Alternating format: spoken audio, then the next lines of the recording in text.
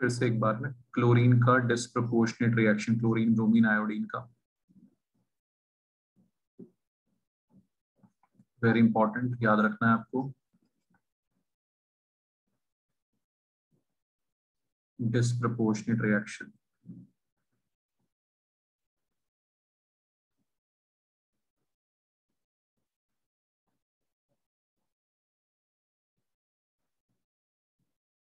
Concentrated NaOH के साथ बनता है ना, क्या, chloride, sodium chloride and sodium chlorate, है ना, इसका नाम भी लिख दिया होगा हमने।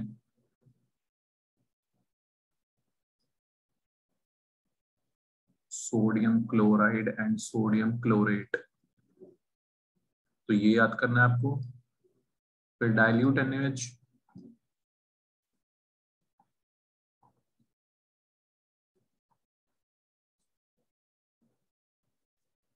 NaCl NaClO, है ना, ये भी याद हो गया था आपको। ठीक है, dilute NaOH, chloride and sodium hypochlorite, hypochlorite, ये हमने पढ़ लिया था।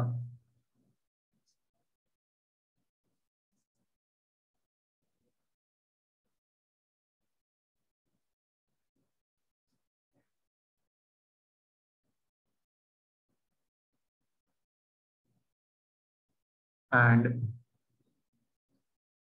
इसके बाद क्लोरीन ब्रोमीन सबका वाटर के साथ, वाटर को हम डाइल्यूट NaOH की तरह ही, है ना, वीकली एल्कलाइन मीडियम की तरह ही सेम रिएक्शन होता है बच्चों, HCl और HClO, है ना, ये भी कर लिया था हमने, HCl और HClO बनता है। ऑलराइट, ये सब हमने लास्ट क्लास में कर लिया था, है ना। तो मैंने बताया था आपको, ब्रोमीन क्लोरीन आयोडीन सबके सब ये रिएक्शन दे देंगे वाटर के साथ। फ्लोरीन का थोड़ा अलग स्वैग है, ये थोड़ा अलग तरह का रिएक्शन देगा, ये do not give disproportionate,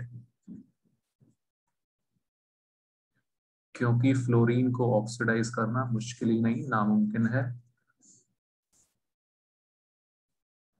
alright, इसलिए फ्लोरीन डिस्प्रपोर्शनेट नहीं देता, उसका थोड़ा अलग टाइप का रिएक्शन है, वो ऑक्सीजन को ऑक्सीडाइज कर देता है। Fluorine is the strongest oxidizing agent, ये भी आपको याद रखना है, fluorine is the strongest oxidizing agent. खुद रिड्यूस होता है मजे में, सामने वाले को ऑक्सीडाइज करता है। क्लियर है बच्चों, इतना हमने इसके बारे में पढ़ लिया था।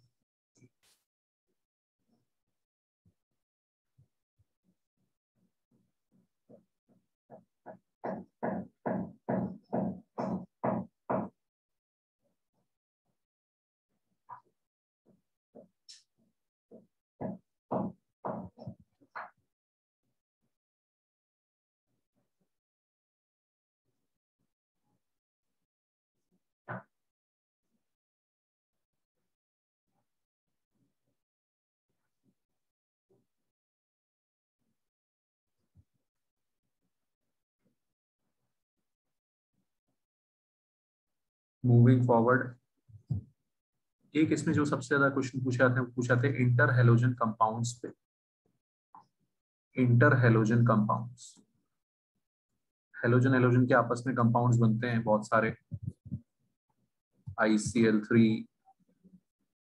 IF3, BRF5, ठीक है, IF7, ClF3, inter halogen compounds बोलते हैं इनको। हाईली रिएक्टिव होते हैं क्योंकि हेलोजन हेलोजन आपस में बॉन्ड कर रहे हैं, ठीक है, तो बहुत स्टेबल तो नहीं होते कंपाउंड्स, हाईली रिएक्टिव कंपाउंड्स होते हैं। बहुत कॉमनली आस्क्ड क्वेश्चन है कि इनका रिएक्टिविटी ऑर्डर आपको ध्यान रखना है, फ्लोरीन इज मोस्ट रिएक्टिव, उसके बाद आ जाते हैं inter halogen compounds.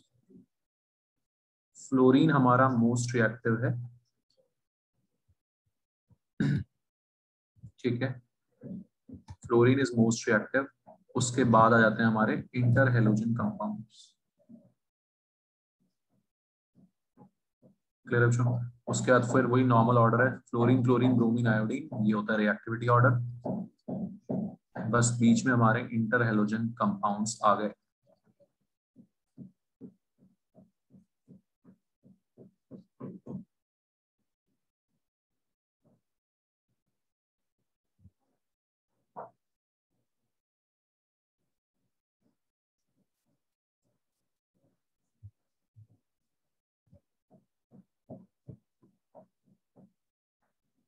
Clear everyone? तो ऑब्वियसली IF7 है ना, आयोडीन का साइज बड़ा है, तो 7 फ्लोरीन उसको घेर सकते हैं। BRF7 पॉसिबल नहीं है, तो ये आप सिंपल सा लॉजिक समझते हो कि आयोडीन का साइज बड़ा है तो उसके बाहर ज्यादा जगह होगी, 7 फ्लोरीन आ गए उसके ऊपर, है ना, तो वो पॉसिबल हो पाया। BRF7 पॉसिबल नहीं है ना, तो इस टाइप से हमें थोड़ा सा ध्यान रखना है कि भाई छोटा सेंट्रल एटम जितना बड़ा होगा बाहर उतने ही ज्यादा एटम्स आ सकते हैं। अंडरस्टूड?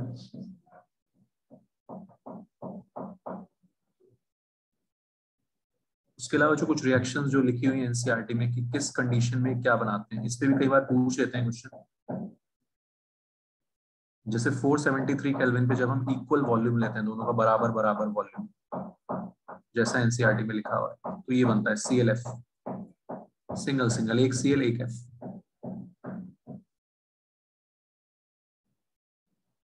लेकिन सेम रिएक्शन जब हम थोड़ी सी कंडीशन अलग करते हैं, चेंज करते हैं, फ्लोरीन बढ़ाते हैं, एक्सेस में करते हैं 573 केल्विन पे,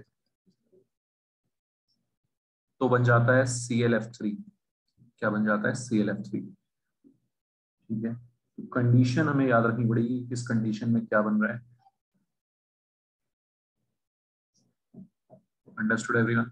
ठीक है, उसके अलावा जो बोर्ड में भी और मेंस वगैरह हर जगह इनका शेप वगैरह पूछा जाएगा, तो बहुत ही सिंपल सा है। 11th क्लास में आपने बॉन्डिंग चैप्टर में पढ़ा है कि ClF3 में क्या सीन होगा, 3 बॉन्ड होंगे और 2 लोन पेयर होंगे, है ना, सबको आता है शेप बनाना। ठीक है, सबको ये शेप्स आती है बनानी। तो Cl इंटर हेलोजन कंपाउंड्स की शेप्स वगैरह पूछी जा सकती हैं। क्लोरीन के पास 7 इलेक्ट्रॉन्स, 3 गए बॉन्डिंग में, 2 बचे लोन पेयर, तो वो 2 लोन पेयर हमने लगा दिए। आपको पता है कि लोन पेयर कहाँ लगाते हैं? इन पोजीशंस पे, क्या बोलते हैं इनको?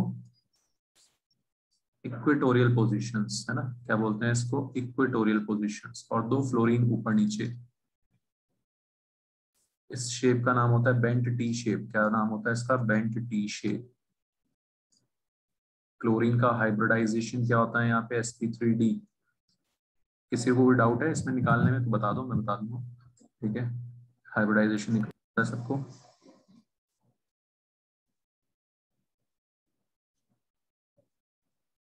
Clear everyone? ClF3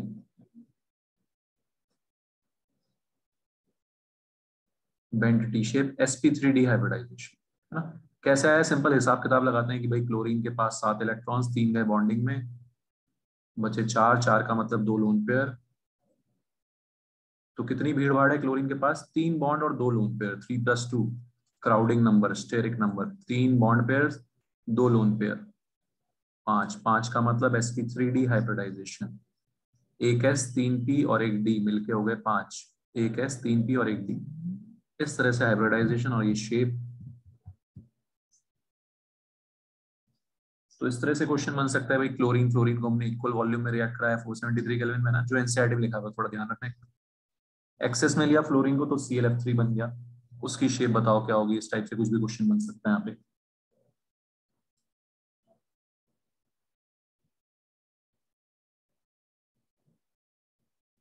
same goes for iodine chlorine, equimolar लेते हैं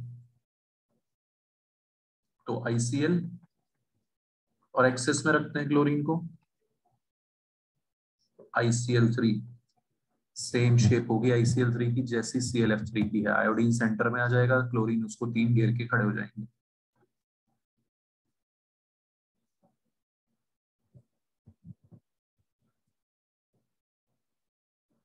ब्रोमीन प्लस फ्लोरीन एक्सेस में BrF5 बनाता है। BrF5 कैसा शेप होगा, कौन बता रहा है? BrF5 का सजाओ इसको, 7 इलेक्ट्रॉन्स है ब्रोमीन के पास।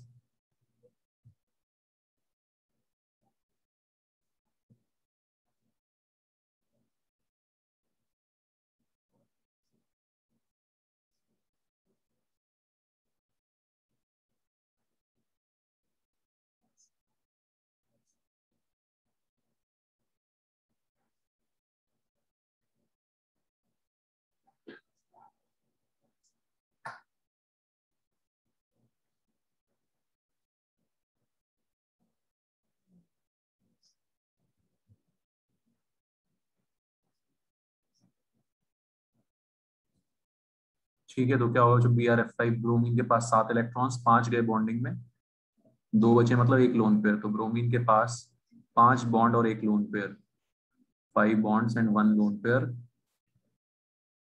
6 का मतलब sp3d2 हाइब्रिडाइजेशन होगा यहाँ पे ब्रोमीन का। कैसे सजाएंगे? 5 बॉन्ड और एक लोन पेयर को ऐसे सजाते हैं।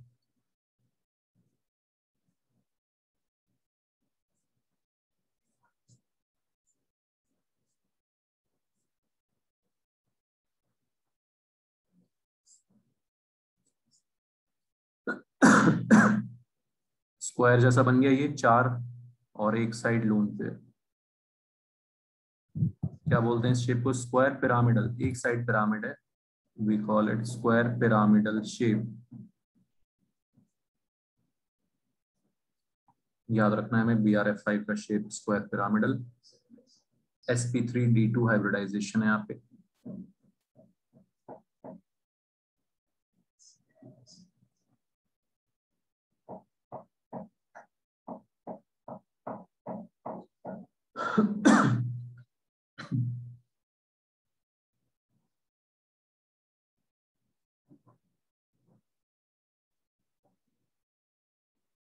और एक जो शेप बचती है इन दोनों के अलावा, कौन सी बचती है? सिर्फ एक IF7 बनता है। 7 7 वाला तो सिर्फ एक IF7 बनता है, और कोई स्टेबल नहीं है ना। आयोडीन का साइज बड़ा है, उसको 7 फ्लोरीन घेर के खड़े हैं। सातों के सातों इलेक्ट्रॉन्स बॉन्डिंग में चले गए, 7 बॉन्ड। 7 बॉन्ड कैसे सजाते हैं? पेंटागन बनाते हैं प्लेन में।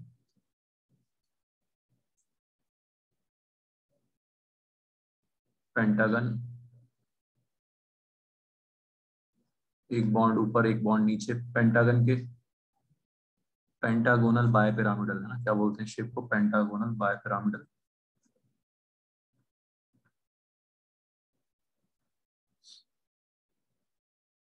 हाइब्रिडाइजेशन sp3d3,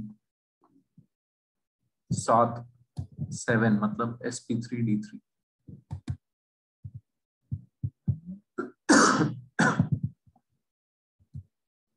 क्लियर एवरीवन, समझ आ रही बात? तो इंटर हेलोजन कंपाउंड्स बोलते हैं इनको, रिएक्टिव होते हैं अच्छे खासे।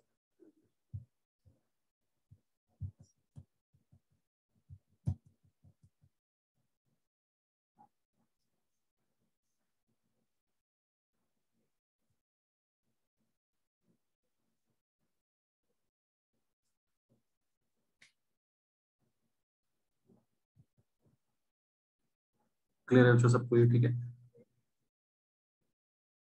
अगर कुछ इस टाइप का क्वेश्चन आए, मान लिया ICL का हमने हाइड्रोलिसिस कराया है ना, तो आपको ये चीज ध्यान रखनी है भाई, कौन ऑक्सीडाइज होगा कौन रिड्यूस होगा। ऑब्वियस सी बात है, जो है ना, जो कम इलेक्ट्रोनेगेटिव है वो ऑक्सीडाइज होगा, जो ज्यादा इलेक्ट्रोनेगेटिव है वो रिड्यूस होगा। ठीक है।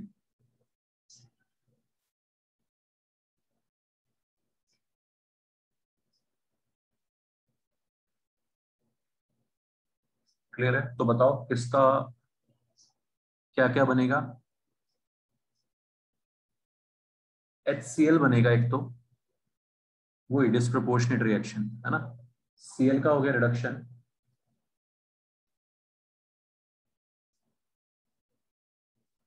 और I का होगा ऑक्सीडेशन। समझ आ रहा है सबको? तो जब हमने क्लोरीन का किया था तो एक सेम क्लोरीन का ऑक्सीडेशन रिडक्शन हो गया था, लेकिन यहाँ पे क्लोरीन का रिडक्शन और आयोडीन का ऑक्सीडेशन। Understood everyone? तो हाइड्रोलिसिस करते हुए ध्यान रखना है हमने, है ना, जो लेस इलेक्ट्रोनेगेटिव उसका ऑक्सीडेशन, जो मोर इलेक्ट्रोनेगेटिव उसका रिडक्शन। ठीक है, तो ऐसे आप मजे में खुद से बना सकते हो प्रोडक्ट इन रिएक्शंस का।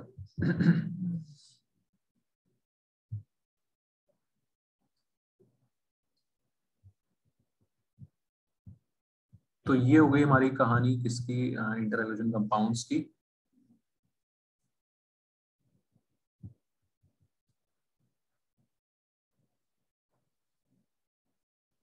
इसके अलावा हमें पढ़ना है इसमें थोड़ा क्लोरीन के बारे में, क्लोरीन की कुछ इंपॉर्टेंट रिएक्शन, क्लोरीन के ऑक्सो एसिड्स तो शायद हमने पढ़ लिए थे।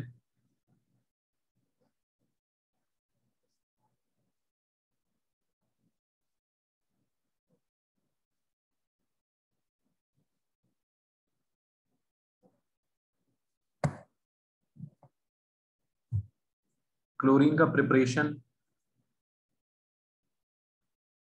पहली बात तो एक ग्रीनिश येलो कलर की गैस होती है, ग्रीनिश येलो कलर की गैस होती है क्लोरीन। प्रिपरेशन इसका लेबोरेटरी में हम करते हैं ऑक्सीडेशन ऑफ HCl से।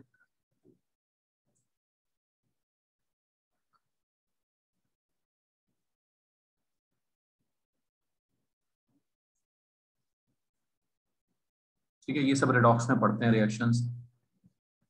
KMnO4 भी HCl का ऑक्सीडेशन कर सकता है टू फॉर्म क्लोरीन गैस।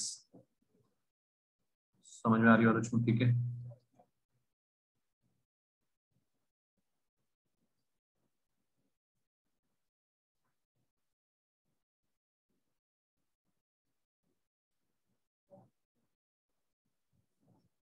तो ये तो हो गई लैब प्रिपरेशन।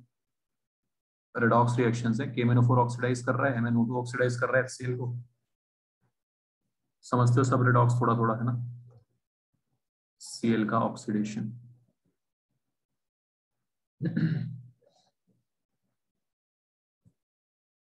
बाकी इसका मैन्युफैक्चरिंग जो है क्लोरीन का इंडस्ट्रीज में, इंडस्ट्रियल प्रिपरेशन होता है। ध्यान रखना है, डीकन्स, डीकन्स प्रोसेस बोलते हैं।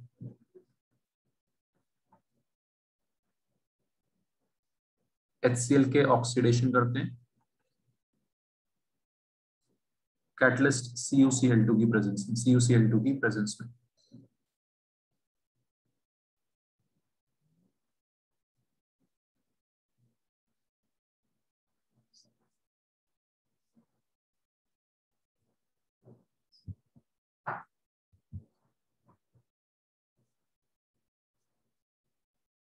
और एक तो आप जानते ही हो क्या, इलेक्ट्रोलिसिस ऑफ ब्राइन सॉल्यूशन। ये हमने इलेक्ट्रोकेमिस्ट्री में भी पढ़ा था। ब्राइन सॉल्यूशन मतलब HCl पानी का, है ना, सॉरी NaCl और पानी का सॉल्यूशन। वहां पे भी क्लोरीन गैस निकलती है। कहाँ पे, कहाँ पे निकलेगी, एनोड पे, है ना, एनोड पे क्लोरीन होता है ना। Chlorine is liberated as at anode.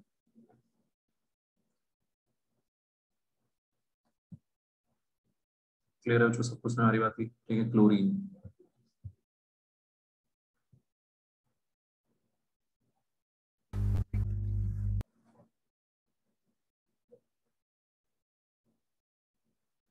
Chlorine की जो इंपॉर्टेंट रिएक्शंस में हमें ध्यान रखना है, एक तो जो पूछी जाती है, एक तो वही मैंने जो डिस्प्रोपोर्शनेट में आपको लिखवा ही चुका हूँ इंपॉर्टेंट रिएक्शंस में। डिस्प्रोपोर्शनेट लिखवा चुका हूँ आपको, क्लोरीन का वाटर के साथ लिखवा दिया है। ठीक है, आपको ये भी पता है कि ब्लीचिंग इफेक्ट भी देता है क्लोरीन, है ना। क्या देता है, ब्लीचिंग इफेक्ट।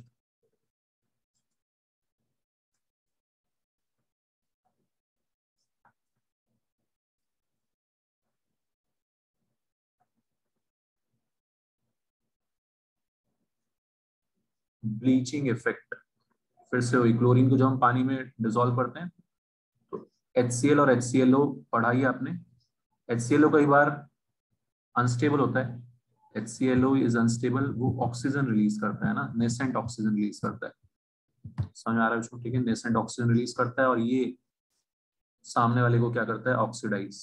ठीक है, तो ब्लीचिंग इफेक्ट, कलर सब्सटेंस को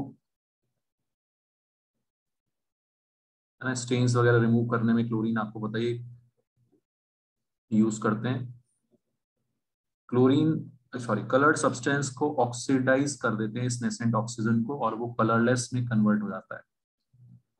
ऐसा लिखा हुआ है एनसीईआरटी में, समझ में आ रहा है बच्चों? ठीक है, कोई डाउट हो तो पूछो भाई। ठीक है, ब्लीचिंग आप समझते हो, धोना, धुलाई करना है ना, दाग हटाना, स्टेन्स रिमूव करना। तो bleaching effect of chlorine is permanent क्योंकि वो ऑक्सीडाइज कर देता है। ठीक है, कैसे ऑक्सीडाइज कर पा रहा है ये आप ध्यान रखो। क्लोरीन और वाटर मिलके जो ये HCl और HClO बनाते हैं, ये ऑक्सीडाइजिंग नेचर होता है इसका, क्योंकि ये नेसेंट ऑक्सीजन ऑक्सीजन रिलीज भी कर सकता है क्योंकि Cl+1 इतना स्टेबल होता नहीं है जल्दी से, ऑक्सीजन है ना चाहता है जल्दी से इसके ऊपर माइनस बनाए तो ऑक्सीजन रिलीज भी कर देता है।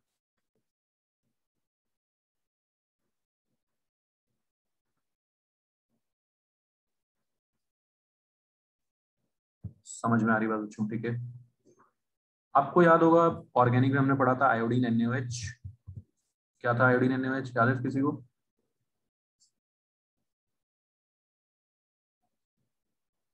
क्या था? आयोडोफॉर्म रिएक्शन, आयोडोफॉर्म टेस्ट, याद आ गया? ठीक है, और उसमें मैंने लिखा था NaOI, sodium hypo iodite, remember? NaOI, sodium hypo iodite. तो क्या था बच्चों, यही तो है, और क्या है? HClO, HClO में भी +1 है ऑक्सीडेशन स्टेट, NaOI में भी आयोडीन का ऑक्सीडेशन स्टेट क्या होता है? +1। समझ में आ रहा है सबको? Sodium hypochloride, sodium hypo iodide, ये सब में ऑक्सीजन आयोडीन का या हैलोजन का ऑक्सीडेशन स्टेट +1 है। Understood everyone? ठीक, तो आयोडीन डाइल्यूट NaOH में भी यही बनाता है, पानी के साथ भी यही बनाता है। रिएक्शन क्लियर है? याद रहेगी, 2-3 जगह से आप इसको यूज कर सकते हो, ऑर्गेनिक में भी यूज हुई है। क्लियर है? और आपको याद ही है ये क्या करता था, अल्कोहल होता था तो उसको ऑक्सीडाइज कर देता था, ऑक्सीडाइजिंग नेचर होता है इसमें। 2-3 जगह से आपको समझ में आनी चाहिए चीज। तो bleaching effect of chlorine is permanent. Chlorine is a powerful bleaching agent, bleaching action is due to oxidation, bleaching effect is due to oxidation. Clear है कहानी सबको? ओके, तो जो हमने पढ़ी डिस्प्रोपोर्शनेट रिएक्शंस, उन्हीं का एक और ये यूज आ गया। उसके अलावा जो एक ये रिएक्शन बहुत पूछी जाती है क्लोरीन की अमोनिया के साथ, है ना, अमोनिया के साथ इसकी 2 रिएक्शंस हैं, एक में ये एक्सेस में होता है और एक में क्लोरीन एक्सेस में होता है, तो अलग अलग प्रोडक्ट बनता है। याद रखना है, रट डालना है अच्छे से, है ना भाई? बताइए, रट डालना है इसको। जब क्लोरीन एक्सेस में होता है तो बनता है NCl3 और HCl, NCl3 बनता है। क्लोरीन इतना सारा है तो NCl3 बना दो, ऐसे याद कर लो भाई, है ना, एक्सप्लोजिव नेचर का होता है NCl3। और अगर अमोनिया एक्सेस में होता है तो अमोनियम क्लोराइड बनता है। क्या बनता है? Ammonium chloride. डिफरेंस समझ आ गया सबको? याद रहेगा ये रिएक्शंस में, और साथ में N2 गैस निकलती है। ठीक है, तो ये मेन प्रोडक्ट याद रखना, अमोनियम क्लोराइड और इसमें NCl3 और HCl। डिफरेंट प्रोडक्ट्स बन रहे हैं, अमोनिया एक्सेस में है तो अलग, क्लोरीन एक्सेस में है तो अलग।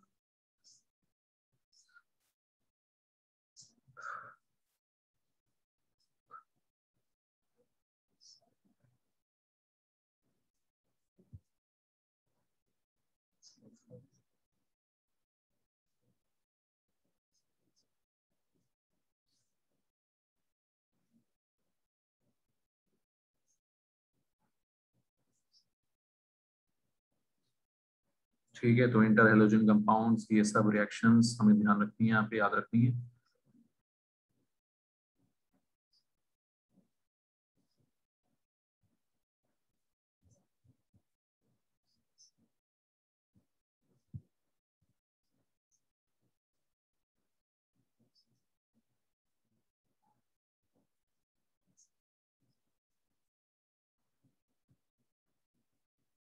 क्लोरीन का ऑक्सीडाइजिंग नेचर भी देख लो, कुछ रिएक्शंस जो एनसीईआरटी में लिखी हुई है 2-3 ऑक्सीडाइजिंग नेचर। ठीक है, ऑक्सीडाइजिंग नेचर क्लोरीन का कुछ इन रिएक्शन से दिख रहा है। फेरस को फेरिक में कन्वर्ट करता है, इसमें कन्वर्ट करता है फेरिक, फेरस को फेरिक में, खुद HCl में कन्वर्ट हो जाएगा। जब भी ऑक्सीडाइज करेगा क्लोरीन, खुद कहाँ जाएगा, -1 में जाएगा, 0 से, है ना भाई, -1 से नीचे तो जा नहीं सकता।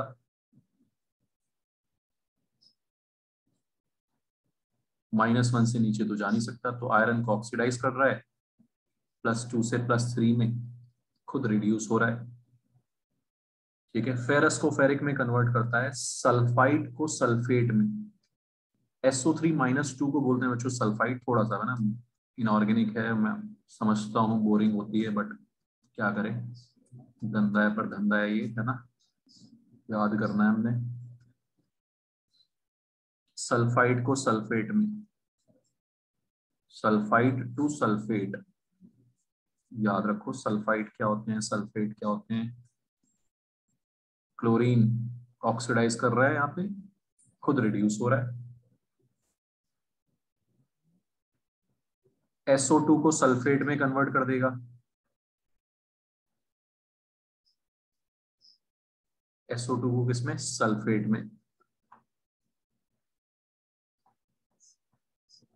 अरे वाह, SO2 और क्लोरीन डालते ही पानी में क्या मजेदार एसिड ही एसिड मिल गया, H2SO4HCl, है ना, बढ़िया मिक्सचर बन गया।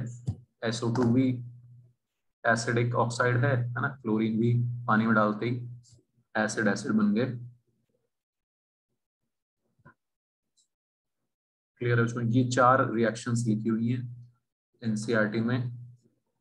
आयोडीन को कन्वर्ट मार दिया है इसने, इसमें HiO3 में, आयोडिक एसिड में, किसमें, आयोडिक एसिड। ठीक है, बस इतना बहुत है, इतना याद रखो यार, ऑक्सीडाइजिंग नेचर। लास्ट चीज बस, HCl में 2-3 पॉइंट्स इंपॉर्टेंट। HCl एसिड, है ना, हाइड्रोक्लोरिक एसिड, आसान सी चीज है। कैसे बना सकते हैं इसका लैब प्रिपरेशन, तो बहुत आसान है, NaCl और H2SO4, सॉल्ट में एसिड डाल दो भाई।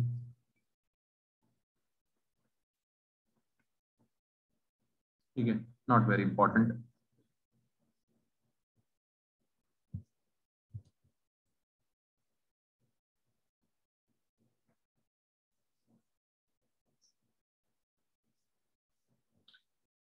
HCl गैस का बहुत कॉमन सा एक टेस्ट होता है, अमोनिया आप डालते हैं तो व्हाइट फ्यूम्स बन जाते हैं। क्या बन जाते हैं, white fumes, white dense fumes बन जाते हैं। बहुत कॉमन रिएक्शन है, बहुत बार यूज करते हैं इसको। ठीक है, तो HCl गैस को, है ना, HCl को पहचानना हो तो हम वहाँ पे अमोनिया, अमोनिया डालते हैं, अमोनिया डालते हैं वहाँ पे व्हाइट फ्यूम्स बन जाते हैं अमोनियम क्लोराइड के। पहचान, पहचान of HCl, identification of HCl। और बच्चों ये बहुत कॉमन क्वेश्चन, बहुत बार ये मेंस में पूछा जा रहा है आजकल, एक्वा रीजिया, आप बचपन से सुनते आ रहे हो, एक्वा रीजिया, एक्वा रीजिया। इसके ऊपर बहुत बार क्वेश्चंस पूछे जा चुके हैं, जेई मेंस वगैरह में भी, हर जगह। एक्वा रीजिया क्या होता है, जब 3 पार्ट्स ऑफ, है ना, 3:1 रेशियो में जब हम लेते हैं HCl और HNO3 को, ठीक है, when 3 parts of HCl is mixed with 1 part of, है ना, 3 parts of concentrated HCl is mixed with 1 part of concentrated ammonia। समझ आ रहा है, इस मिक्सचर को, खतरनाक मिक्सचर को क्या बोलते हैं, एक्वा रीजिया। ये मिक्सचर नोबल मेटल्स को भी घोल देता है, डिसॉल्व कर देता है, खत्म कर देता है, निपटा देता है। खतरनाक मिक्सचर है, used for dissolving noble metals, noble मतलब अनरिएक्टिव मेटल्स को भी उड़ा देता है। नोबल मेटल्स लाइक सोना, गोल्ड, प्लेटिनम। ठीक है, हमारे गोल्ड को इससे खतरा है। बात सुना रही हो, ठीक है। तो ये क्वेश्चन काफी पूछा जा रहा है मेंस में, इसलिए इसको ध्यान रख लेना भाई। अंडरस्टूड।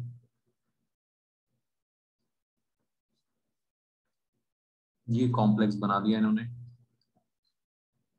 ऑक्सीडाइज कर दिया है। देखो नाइट्रेट ने ऑक्सीडाइज कर दिया, नाइट्रेट खुद रिड्यूस हो रहा है और गोल्ड को ऑक्सीडाइज कर दिया है, +3 ऑक्सीडेशन स्टेट में। किसमें? ये सब चीजें पूछी जाती है, किस ऑक्सीडेशन स्टेट में पहुंचा दिया। याद रखो भाई, खुद आया 5 से 2 पे, उसको 0 से 3, है ना, खुद 3 नीचे आया, उसको 3 से ऊपर पहुंचा दिया। समझ में आ रही बात बच्चों? ठीक है, ये सब चीजें आपको याद रखनी है भाई। प्लेटिनम को भी निपटा देता है, ये भी एनसीईआरटी से देख के ही मैं लिखवा रहा हूँ रिएक्शन, मुझे कौन सा याद है।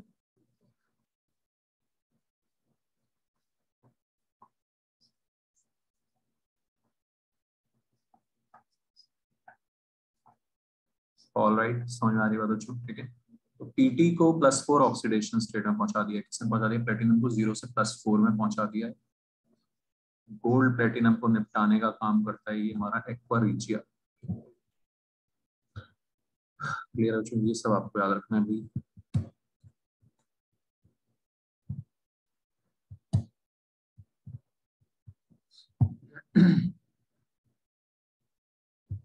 देखते हैं इसके कुछ क्वेश्चंस। तो एक्वा रिजिया वाला ही आ गया ना, ये भी पढ़ा है तो मजे में बता दोगे आप।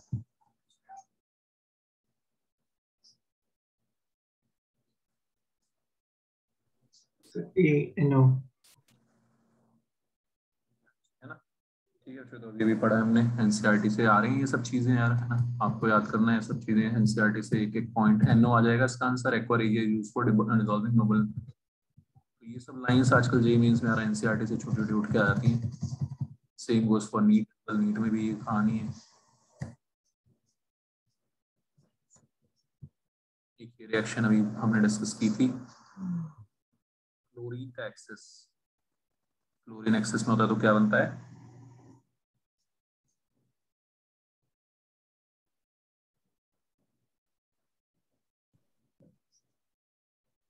बी NCl3 और HCl। ठीक है, समझ आ रहा है उसमें? NCl3 और HCl बनता है।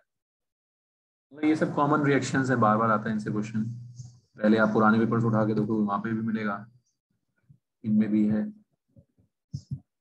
पर क्लोरिक एसिड का स्ट्रक्चर देख लिया था हमने, 10th क्वेश्चन देख लिया था शायद पहले, 10th।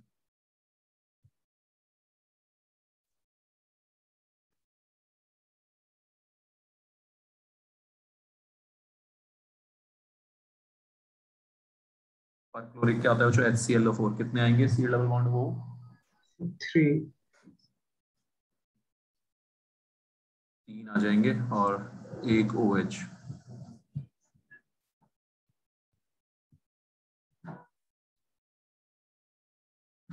ये वाला शायद कर चुके, एक बार देखना 13th क्वेश्चन।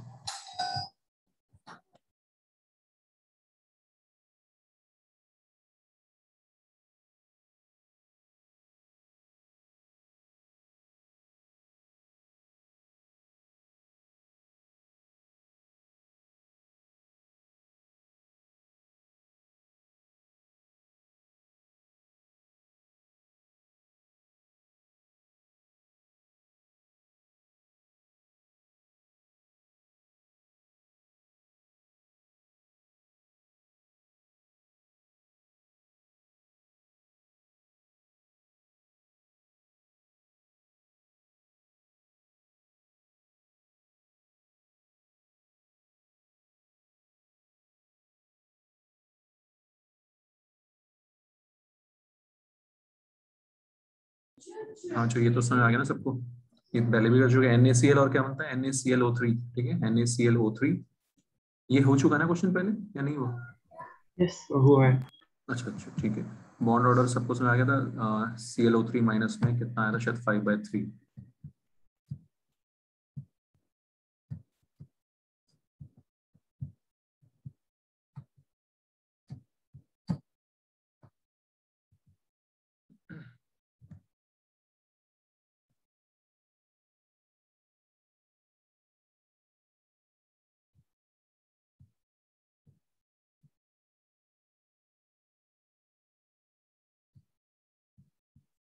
ये मैंने रिएक्शंस लिखवाई थी क्या 6th वाली?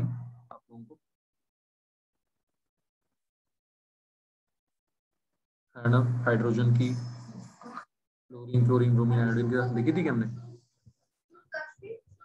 I can't recall. ओके लिख देते हैं। तो इसमें जो ये बहुत इजीली हम रिएक्टिविटी ऑर्डर देख सकते हैं। रिएक्टिविटी ऑर्डर का पता चल जाता है इन रिएक्शन से ही। हाइड्रोजन और फ्लोरीन तो डार्क रूम में भी बिना सनलाइट के भी रिएक्ट कर जाते हैं।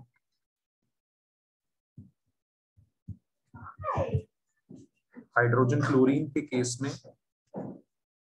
सनलाइट या HNU फोटॉन्स की जरूरत पड़ती है। ये सीरीज ऑफ रिएक्शंस दिया हुआ एनसीईआरटी में, इसका भी ध्यान रखना है। हमें ब्रोमीन के साथ रिएक्ट करते हुए हमें टेम्परेचर चाहिए होता है 543 केल्विन के आसपास।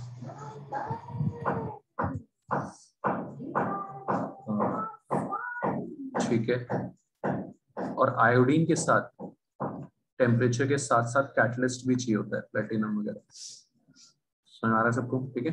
तो this series of reactions easily prove कि fluorine is more reactive, chlorine bromine iodine, ये इनका रिएक्टिविटी ऑर्डर होता है। समझ आ रहा है? बहुत सबसे इजीली रिएक्शन कौन कर रहा है? फ्लोरीन कर रहा है।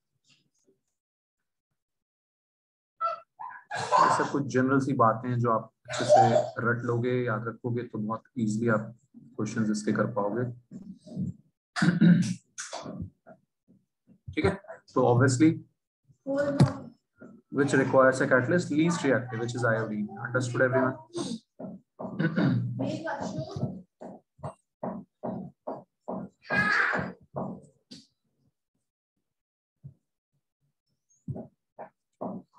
14th क्वेश्चन बताओ मेरे को एक तो। 14th 15th ट्राई करो। 14th and 15th structures.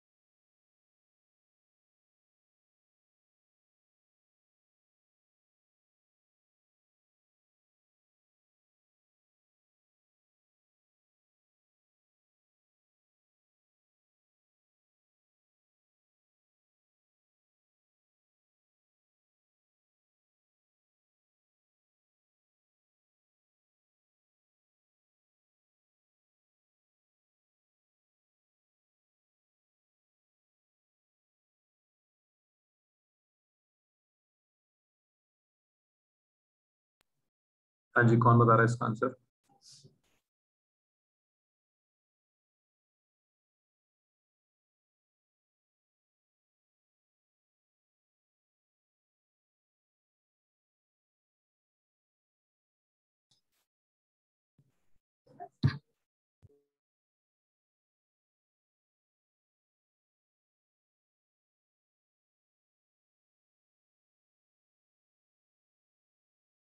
So ICL5 is diagonal bipolar. नहीं यार, ट्रायंगल बाइपिरामिडल का अभी तो Sorry, square pyramid. हाँ स्क्वायर पिरामिडल होगा ना, अभी किया था इसका स्ट्रक्चर।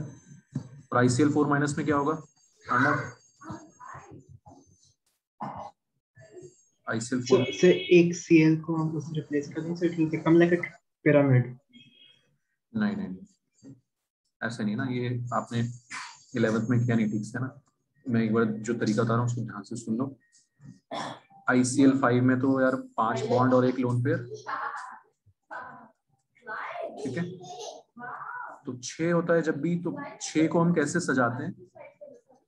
ऑक्टाहेड्रल की तरह, है ना। हमेशा 6 कैसे भी आए, सजाना वैसे ही अपने को कि 4 प्लेन में। ठीक है ना, समझ आ रही मेरी बात? Yes, sir.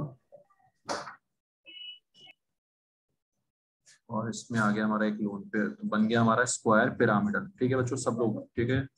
Rudransh, Devansh, square pyramidal. अब ICL4 माइनस में एक एक्स्ट्रा इलेक्ट्रॉन है, नेगेटिव चार्ज मतलब एक्स्ट्रा इलेक्ट्रॉन, तो सेंट्रल एटम पे 8 इलेक्ट्रॉन है।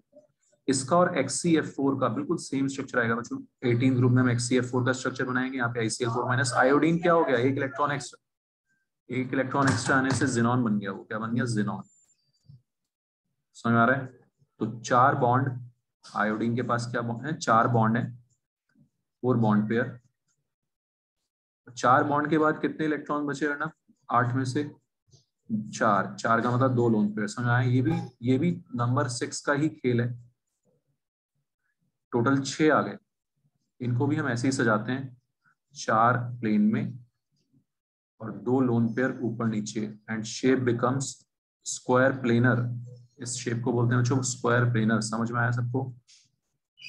HCF4 और ICl4 माइनस दोनों की शेप क्या आएगी, स्क्वायर प्लेनर आएगी। किसी को कोई डाउट, ध्यान रहेगा। Both have same number, same crowding number 6। Both have same crowding number 6। तरीका समझ में आ गया? Arnav, yes sir. Mehar clear है? ठीक है ईशा, समझ आ रही बात? नव्या? Yes sir. तो और बच्चों इसका हाइब्रिडाइजेशन क्या होता है, sp3d2। 6 मतलब sp3d2। दोनों क्वेश्चन इसी पे बेस्ड हैं, है ना? तो HCF4 और ICl4 माइनस दोनों का शेप बच्चों सेम आएगा, square planar. Alright, and the sp3d2 hybridization for the central atom is, कौन सा हो जाएगा वो, ICl4 माइनस हो जाएगा। फिर से again it will be ICl4 minus. Understood? कोई डाउट? तो ये कुछ अच्छे क्वेश्चन इस टाइप के आते हैं शेप वगैरह पे, और बहुत आसान होने चाहिए अपने से।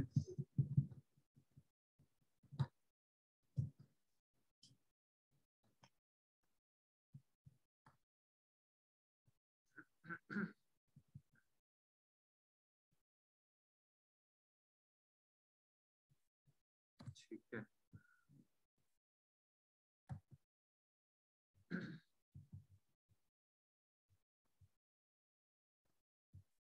ये हो गया बच्चों हमारा 17 group. Move on to our last group, noble gases, group 18।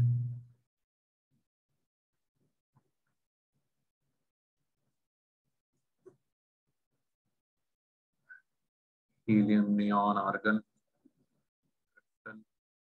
xenon, radon is radioactive। तो नोबल गैसेस हैं, बट xenon के कंपाउंड्स हैव बीन सीन। कुछ ज्यादा पढ़ना ही नहीं है इसलिए यहाँ पे ना रिएक्शंस है ज्यादा, सिर्फ एक xenon है जो रिएक्शंस देता है, कंपाउंड्स बनाता है। उसी के कंपाउंड्स हमने डिटेल में पढ़ने हैं।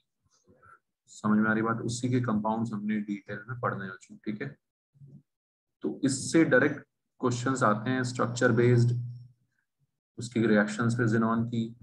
सबसे पहले हम इसके स्ट्रक्चर्स निपटाएंगे, और फिर उसमें आप देखोगे भी यही तरीका, स्ट्रक्चर का हाइब्रिडाइजेशन बताने का सेम तरीका है ना। xenon के कंपाउंड्स देखे गए हैं, obviously compounds of xenon have been observed। Sir हाँ जी, हाँ भाई बोलो। सर मैं ये कह रहा था, क्रिप्टन को हम लोग सॉलिड बना सकते हैं? सॉलिड बना सकते हैं। हम अपनी पे आ जाए तो हम कुछ भी कर सकते हैं। ठीक है, तो कैसे? ठीक है, जुगाड़ है साइंटिस्ट लोगों के पास। ठीक है, सारी जो गैसेज हैं उनको हम सॉलिडिफाई भी कर सकते हैं। ठीक है, क्रिप्टन क्या किसी को भी कर सकते हैं। ठीक है रुद्रांश, बट ऐसा क्वेश्चन, ऐसा घटिया क्वेश्चन कोई नहीं पूछने वाला आपसे। ठीक है, तो जनरल नॉलेज के लिए ठीक है, बट ठीक, वापस आ जाते हैं। ठीक है रुद्रांश। Yes sir. अच्छा, किसी और ने पूछा था क्या? रुद्रांश ने पूछा था ना? यस सर, मैंने पूछा था। अच्छा अच्छा, ठीक है। तो compounds of xenon have been observed with oxygen and fluorine. तो ऑक्सीजन और फ्लोरीन यही दो इतने हाईली इलेक्ट्रोनेगेटिव हैं जो xenon को बॉन्डिंग के लिए मजबूर कर देते हैं। ठीक है बच्चों, तो xenon के कंपाउंड सिर्फ इन दोनों के साथ देखे गए हैं। हमें सारे कंपाउंड्स पढ़ने हैं डिटेल में स्ट्रक्चर के साथ। HCF2, HCF4, HCF6, 3 तरीके के तो ये बनते हैं। तरीका वही है बच्चों, 8 इलेक्ट्रॉन्स हैं xenon के पास, 2 गए बॉन्डिंग में, बचे 6, 6 का मतलब 3 लोन पेयर, तो 2 बॉन्ड और 3 लोन पेयर। ऑलराइट एवरीवन, सबसे पहले XCF2 पे आ रहे हैं, 2 बॉन्ड और 3 लोन पेयर। 5 को कैसे सजाते हैं? हमेशा प्लेन में ट्राइंगल, एक ऊपर एक नीचे, और इसमें तीनों लोन पेयर को हम प्लेन पे रखते हैं। बात समझ आ रही है? ठीक है, तीनों लोन पेयर आ जाते हैं हमारे प्लेन में। Obviously lone pairs are placed at, अगर आपने बॉन्डिंग में पढ़ा हो ध्यान से, तो lone pairs are kept at equatorial positions. और फ्लोरीन बचता है एक ऊपर एक नीचे, मस्त linear shape, 180 degree bond angle. Understood everyone? Bond angle 180 degree.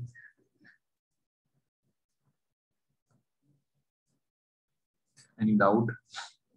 Hybridisation क्या होगा? 5 का मतलब sp3d हाइब्रिडाइजेशन। सबके लिए एक ही ये तरीका है कि भाई हम निकाल लें लोन पेयर और बॉन्ड पेयर और फिर उसको सजा दें।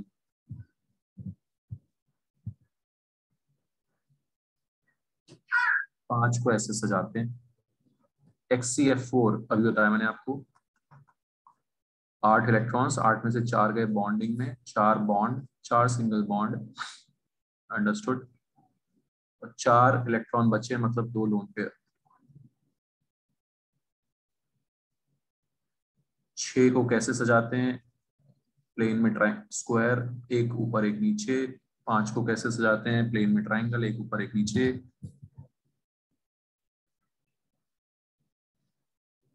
समझ आ रही बच्चों कहानी? ठीक है।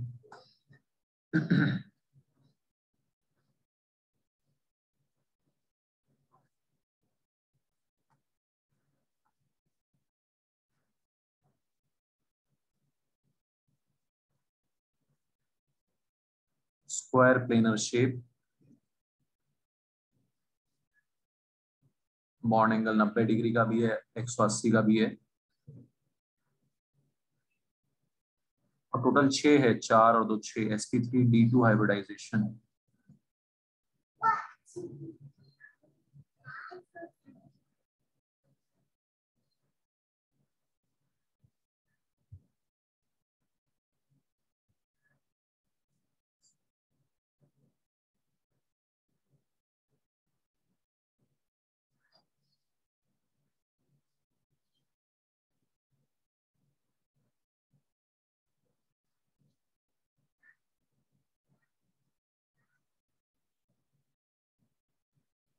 ठीक है, और XCF6 में क्या होगा? 6 बॉन्ड होंगे, 2 इलेक्ट्रॉन बचेंगे, मतलब एक lone pair.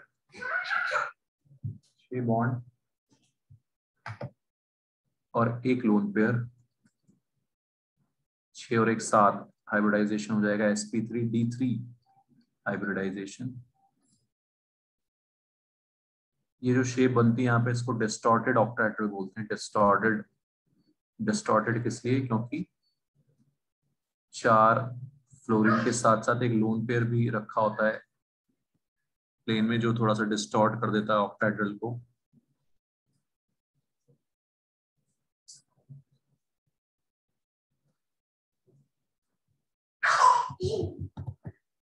Distorted octahedral shape का नाम। सर कितने रिएक्शंस है ज़ेनॉन के? ज़ेनॉन के रिएक्शंस तो स्टार्ट ही नहीं हुए, कंपाउंड चल रहे हैं, इनको ब्रांच है ना। कंपाउंड्स 3 तो ये हैं। सर वैसे पूछ रहा हूँ रिएक्शंस। हाँ, रिएक्शंस भी हुई, 6 7 7 8 रिएक्शंस हैं, और ये 6 7 कंपाउंड्स हैं जो हमें याद करने हैं। इसके बाद आते हैं बच्चों ऑक्सीजन फ्लोरीन के 7 कंपाउंड्स, वो भी बहुत इंपॉर्टेंट है। स्ट्रक्चर पूछे जाते हैं इनके, XCOF4, XCO2F2। बस आज इतना ही करेंगे, फिर आप लोगों की नेक्स्ट क्लास होगी। कोई बिजी लोग हो आप लोग क्लासेस के बीच में घिरे हुए। XCOF4 ज़ेनॉन का ऑक्सीजन के साथ तो डबल बॉन्ड बनेगा, और फ्लोरीन्स के साथ सिंगल बॉन्ड। ठीक है बच्चों, ऑक्सीजन के साथ डबल बॉन्ड, फ्लोरीन के साथ सिंगल बॉन्ड, उसके बाद इसके पास एक लोन पेयर बचेगा।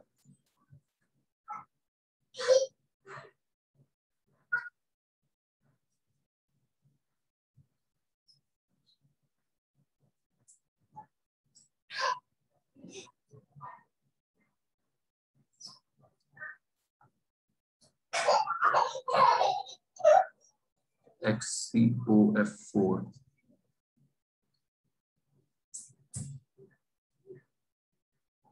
समझ आ गया सबको? शेप क्या बोलेंगे इसको? Square pyramidal. शेप का नाम हो जाएगा स्क्वायर पिरामिडल, XCOF4। हाइब्रिडाइजेशन क्या होगा रुद्रांश? sp3d2। 6 का मतलब 6 लोगों को सजाना है इस ज़ेनॉन के आसपास, एक लोन पेयर को और 5 बंदों को। Clear everyone? Any doubt? पूछते रहो साथ साथ, कोई भी डाउट हो तो। सर फिर से बताना। क्या चीज? हाइब्रिडाइजेशन।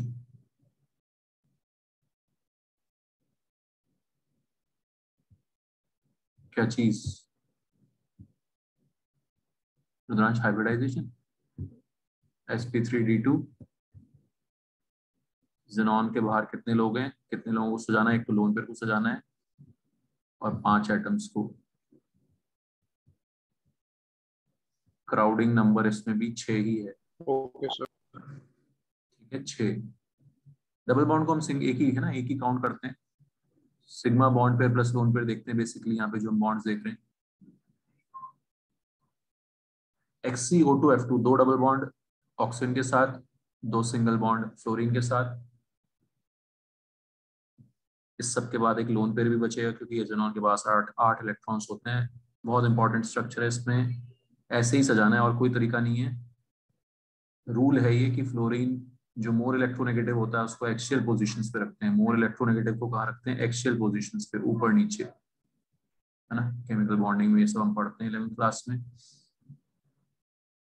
मोर इलेक्ट्रोनेगेटिव को ऊपर नीचे टांगना है।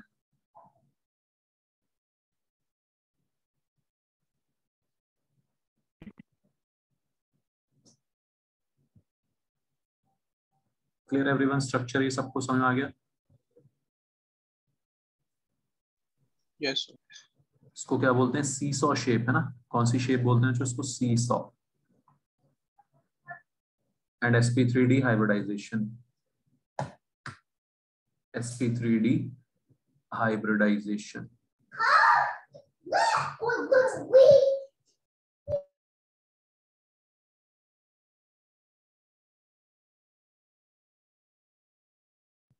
क्लियर है? ठीक है, इसके आगे हम नेक्स्ट क्लास में कंटिन्यू करेंगे। Okay, bye everyone. So, thank you.